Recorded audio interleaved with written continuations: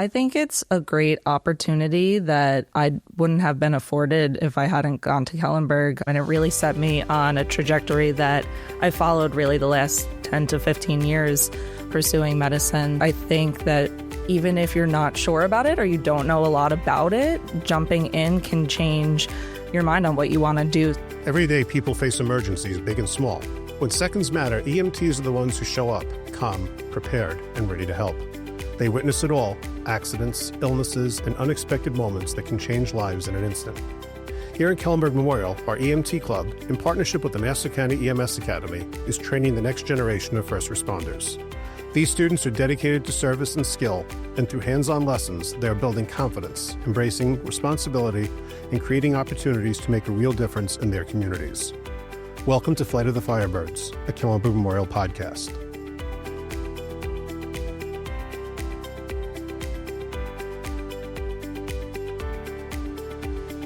I'm Mr. Paul Ditrano, one of the physics teachers here at Kellenberg. I'm also the moderator of the EMT training program. I'm joined now by some of our accomplished members, seniors Caroline Davide. Thanks so much for having me. Rima Courgi. Hi, thanks for having me. And we're thrilled to have a Kellenberg and EMT Club alumni, Erin Moore-Salomone, with us. Erin is a 2013 graduate and just graduated from Hofstra University's Doctor of Nurse Practitioner program. Erin, it's great to have you back. I'm glad to be back. Thanks for having me.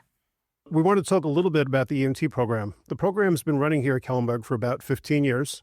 It's given many of our students an opportunity to have an introduction to healthcare, hands-on opportunities to be able to be in patient care and understand what the things they may be asked to do if they go into a healthcare skill, and skills they can use for everyday life no matter what they decide to do. Caroline, Rima, why did you want to become EMTs? I am going to college next year as a pre-med student. I want to go to med school. I know Caroline's going for dentistry too. So both of us going into the medical field, the EMT course was like a great way to get introduced into hands-on medicine and emergency medicine. Caroline? When I was given the opportunity to become an EMT through the school, I thought it would be really foolish not to take that opportunity because when I was a junior, I knew I wanted to go into the medical field, and no matter what pathway that I chose to take, I knew that I needed to know how to properly take care of my patient, and EMS seemed like that basic stepping stone to whatever path that I wanted to do, and if I loved EMS, I could always progress to a new level. Can the two of you take us through some of the highlights and some of the beneficial lessons you experienced this year? Caroline, we'll let you go first this time. One of the highlights was working with so many children that wanted to do what I wanted to do and wanted it just as bad.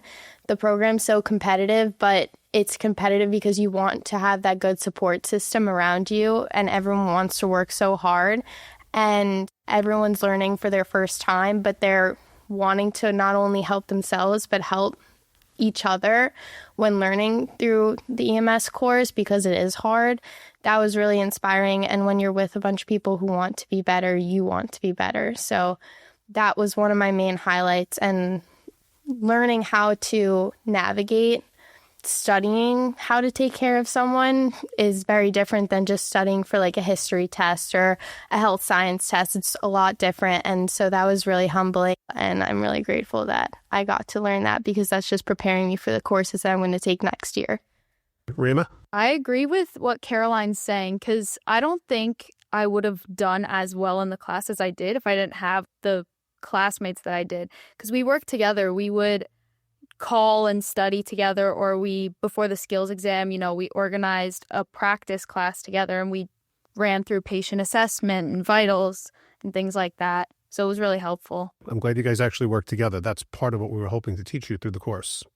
Erin, can you walk us through your career path and how the EMT training here at Kellenberg helped solidify you into the professional calling you now have? So similar to these two girls, when I was a senior, I wanted to know if medicine was the right route for me. So I did the EMT course kind of as like dipping my toe in the water to see if I liked it before I chose what I wanted to do in college. I got a bachelor's of biology from SUNY Geneseo first, which got me all the prerequisites for anything else I wanted to do. And then I went on to pursue a second bachelor's degree in nursing at that time. and I did an accelerated program, and the skills I had already built up from the EMT program and then combined with what I had learned in my undergrad bachelor's of biology, I was able to take both of those and marry it together and transition to nursing pretty easily, I would say. And then I've been working as a nurse for about 6 years in the cardiothoracic ICU with Northwell Health. And then Northwell just gave me the opportunity to go back over the last 3 years to get my nurse practitioner in adult acute care. Well, it's a nice path. Rima, has the EMT had any influence on your personal ambitions? I would say so, yeah, because when I started the course, I just kind of wanted to get certified as an EMT so I could throw it on a med school application or something. But now that I finished it, I want to use it throughout my pre-med and med school course. I want to volunteer as an EMT in my spare time when I can. Excellent. How about you, Caroline? I would say yes and no, because I wanted to do medicine my whole life, no questions asked. It was a challenge, but I knew I needed to do it. I needed to do it no matter what I wanted to do. And if I was given the opportunity, I needed to take it because that was just basic patient care. And obviously it's not basic, it's so complex, but I needed to do that no matter what pathway I wanted to take. But then again, with Rima, I really appreciated once I took the course, everything that goes into it. And it did make me want to work during the summer and not just have that certification in my back pocket and carry it when I go to college and take care of patients, but to do it on the side.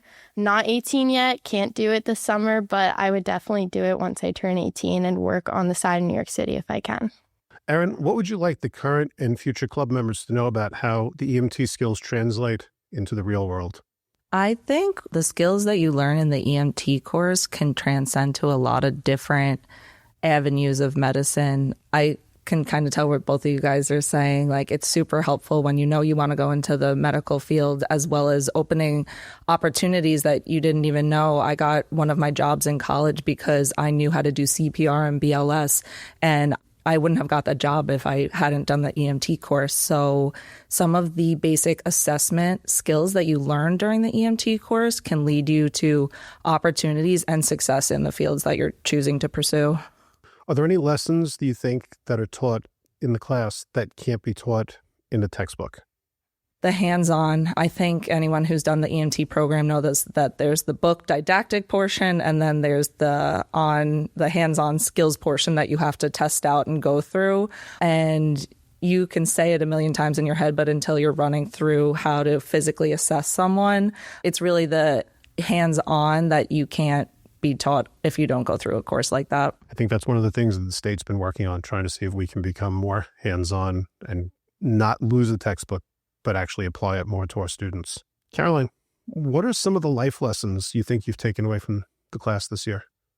I would say that you should never limit yourself just because something seems really challenging. I wanted to quit so many times, but I knew that I would never do it because, one, I loved it so much, and two, when you're given an opportunity like that and you shy away from it, you're just hurting yourself. And you really do have to humble yourself when you're taking these classes because you think you're a good student until you're introduced to an adult class, and going from, health science in high school to learning how to resuscitate someone is really life-changing, and it changes your perspective, and it does really humble you, and you need to look for help, you need to practice, you need to look over everything, and that really changed my perspective on everything. And I'm so grateful that I got that chance and learned it now sooner rather than later in college. And I'm grateful because not a lot of kids my age can say that they got that opportunity. And I think you did very well through the year. Rima, what would you think in terms of life lessons?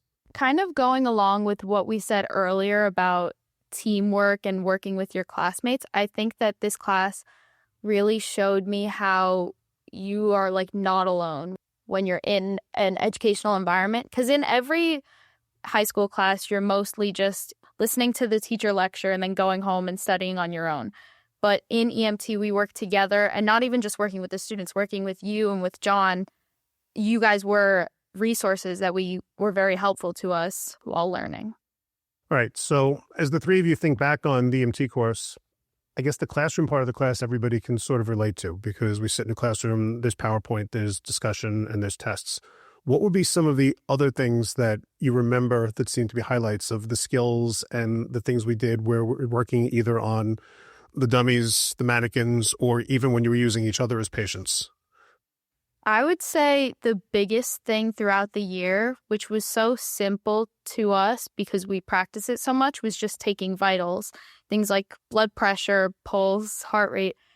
Almost every patient interaction you're going to take vitals. And Mr. Ditrano did such a good job of telling us, you have to take a set of vitals every day. And we would come into class and he would say, who's taken a blood pressure in the last 24 hours, And it seemed tedious, but now it's muscle memory to us because we did it so much.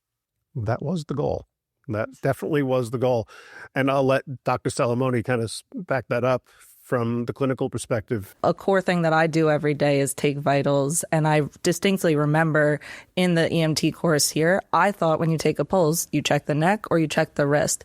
There's a bunch of other pulses on your body. You have two that are on your ankle and foot. I remember learning that here. And I check my patients in the cardiac ICU, their feet pulses every single day. So it's just crazy that that's something that I learned here that I use every single day of my life.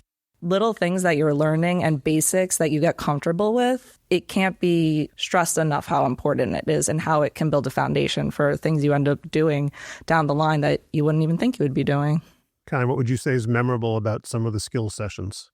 Definitely the patient scenarios. You read the sheet and you go down the line and there's an order. Yes, there's vitals and you know where to check and how to do CPR and all of this stuff. But my favorite part was when you would take half of the class to go outside and tell them what was wrong. And there would always be something hidden or something on the back that they wouldn't check. And it really makes you appreciate that not everything's going to go the way that you think it's going to go. And if you do miss just one step, it really could be fatal. And in all seriousness, it really did teach me to check everything and be intentional in all of my movements and taking care of the patient and checking for everything.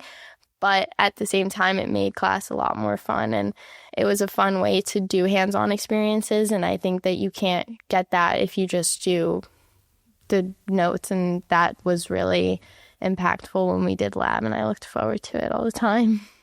What about as newer providers? Not newer providers in high school, but it's something we see when we teach the EMT program to people at all ages.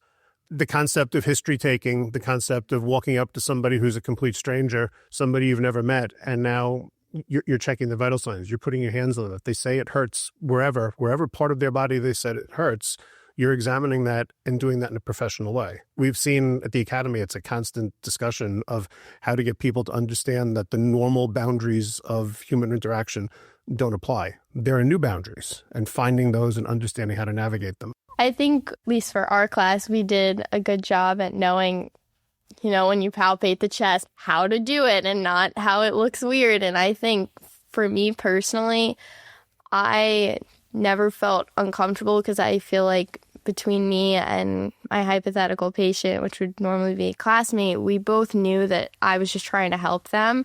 And of course, there were awkward giggles at first and all of this stuff. But then towards the end, it became, no, it's serious. And then towards the skill exam, it was, we're helping each other. And there were no more giggles. And there were just going down the sheet and finding new things. And what do you do now? And from the first patient assessment, when we would do it on each other, to the last one was so different. It was so drastically different. And it is awkward and it is scary at first, but once you get into that mindset, and I think you did a good job at desensitizing us to everything. I think I've seen the worst. And nothing was off the table. So I think we all understood that. And I think that anyone really can easily adjust to it once they get through that mental block. Erin, any thoughts from the hospital side? I do think transitioning to nursing, interacting with patients was probably one of the biggest shifts. You have to learn how to talk to people and how to explain things to people. So being an EMT first gets you into that realm and into that mindset. So it helps a lot. I found that when I went to nursing school, I did stick out because I had that prior experience. I did feel a little bit more comfortable with it compared to some of my classmates. So it definitely is a challenge and it's something to get used to. So it helps to practice on classmates and then you'll feel more comfortable when you are in a real life scenario. So I guess the one day that sets the EMT program at the EMS Academy here in Nassau very different from every other place is the fact that we do spend one day completely outside. We spend a day where we simulate a car accident. We simulate a bunch of different things depending on the size of the class. What did you think about that day? The day where we were out at the EMS Academy, where we were outside of the comfort of our classroom? I think it was really productive because we didn't focus that much on patient assessment and taking care of the patient. We more focused on how do we get the patient out of these dangerous situations? How do we protect ourselves? Who do we call for help? What do we look for? We had the opportunity to be on this fake train.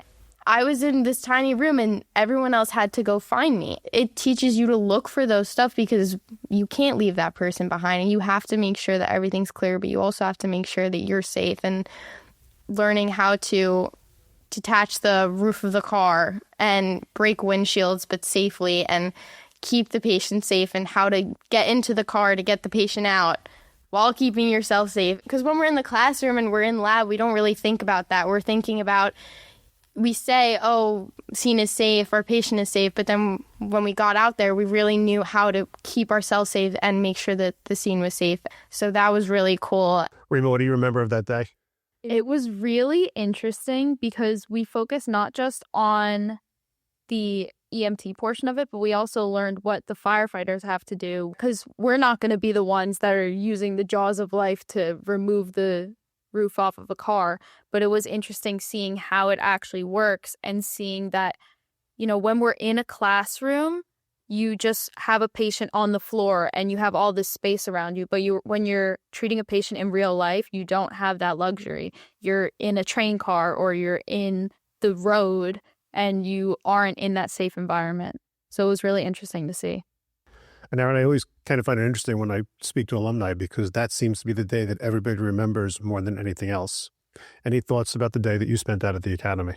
Again, it teaches you how to interact with like an interdisciplinary team because it's not just you and your classmates learning EMT skills, which is something that, again, I use every day at work, working with other team members and people who have different roles. So just in that regard, but it definitely is a highlight of the program for sure. So I guess that day leads us to, now that you've kind of entered into the world of being first responders, EMTs are one part of the first response, police officers are another part, firefighters are another part. Any newfound thoughts or ideas when you think about how those different disciplines work together, or anything different about how you look and approach things when you drive past an accident or when you hear somebody saying, I don't feel well, or any of the other complaints that activate the system at every level? I do notice that when I'm like around my family or around my friends, if they say something about, oh, my stomach hurts, oh, my foot hurts, I go, okay, what are your symptoms? Like, what are you feeling? Where does it hurt? How does it hurt? Can you describe the pain? And they're like, what are you talking about? Like, I just have a stomach ache. And I'm like, sorry, just trying to solve this. I always appreciated first responders and I always knew how difficult their jobs were. But I think now learning all the stuff that EMT specifically have to memorize and know when taking care of a patient and how detailed the process is and how they have to work with outside resources, it made me appreciate it way more, and it honestly makes me just want to work more.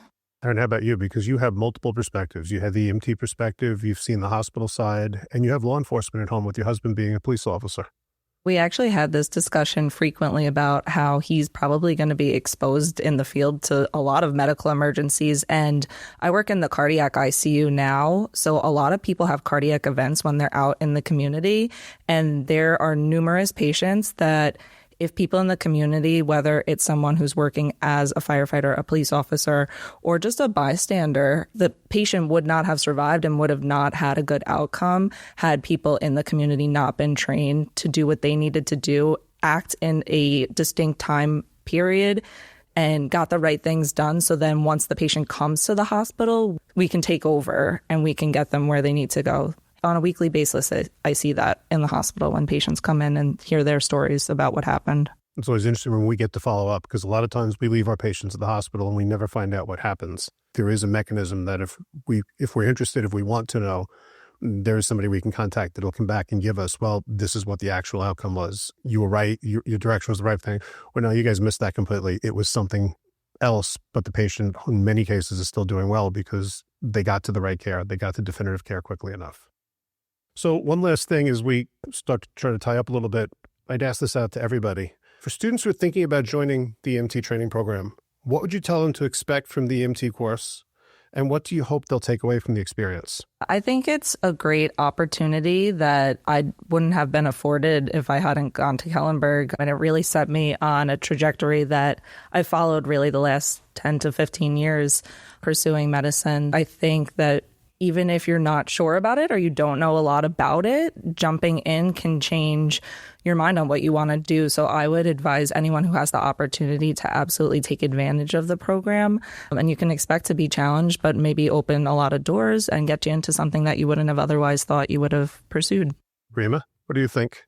Looking at the course from the first time we heard about it in the informational meeting, it sounds like a lot, and it obviously is a lot because it's 2-3 hour classes every week. The classes are so interesting. The hands-on skills labs, it really goes by, and it seems hard, but it's not impossible. And Caroline, what would you tell the future students to expect and hope that they'll take away? Even if you're not looking to work as an EMT during the summer, or you're not sure what you want to do, but you want to go into medicine, I would definitely take this opportunity, and I wouldn't take it lightly because you're so lucky to have this and have a school that's able to give you this opportunity suitable to your schedule. When you go into it, it's scary and it's a lot, but at the same time, you're learning so much, and you're never going to go to the next step if you don't challenge yourself. And I wouldn't shy away from it, and I would just appreciate every moment. And it does fly by really fast. And I wouldn't look at the hours that you're missing. I would look at the hours that you're gaining of knowledge, and I would really trust yourself because it's your first time learning and you have to be patient with yourself. I would also advocate a lot. Always look for help. Always ask for help. If you're scared that you're not doing something right, you just need to trust yourself and always look for help. And everyone who's been in the course has been so supportive. From quick thinking in tense situations to the quiet moments of care that go unnoticed, EMTs remind us that courage and compassion go hand in hand. For all first responders, that they may continue to protect and serve and stay protected in the process, we pray. Lord, I ask you through St. Michael the Archangel to watch over all of the men and women who so generously devote themselves to helping others. Grant them courage when afraid, wisdom when they must make quick decisions, strength when weary, and compassion in all their work.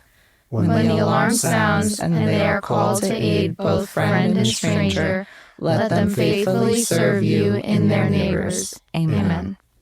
I want to thank Caroline and Rima for coming back and spending their morning with us. Their year is done, and they're still here at school today.